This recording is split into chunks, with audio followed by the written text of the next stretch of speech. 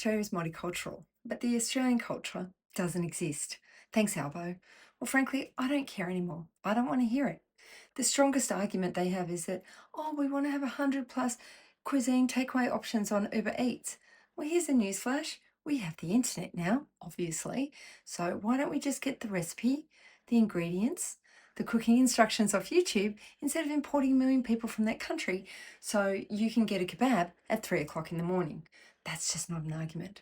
And I'm constantly hearing that the new arrivals want to contribute at 1.3 million net migration, and where the skills shortages actually are, well, this isn't helping us because we have a skills shortage of about 130, 140,000 tradies, for example.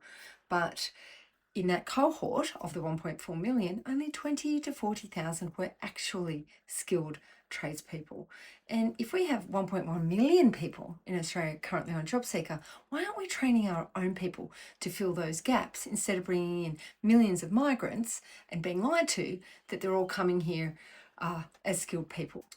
Only about 1 in 5 are actually permanent migration. The rest of them are students and so called skilled workers.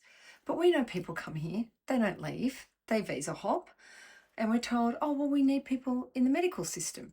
Well, in that cohort, we have about 18,000 doctors who showed up, about 20,000 kids at uni studying medicine right now, about 4 to 5,000 per uni year. So if we have a 13,000 doctor shortfall, why don't we simply up the enrolment numbers for medicine in our country instead of bringing these foreign workers in? And we're told that this is to work in the care industry. But of course, this isn't an industry. There's no ROI. This is not productive. This is a cost to the taxpayer.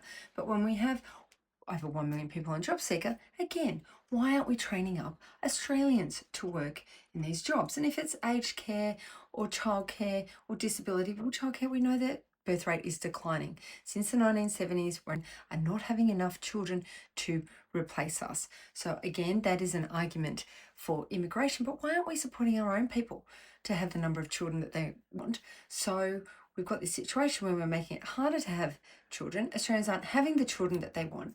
And then the solution by Canberra is to bring in immigrants. We need to be supporting our own people, training up our own people, enabling our own young people to have children instead of pretending that immigration is the solution, because it's not. We all know it's just causing its own problems.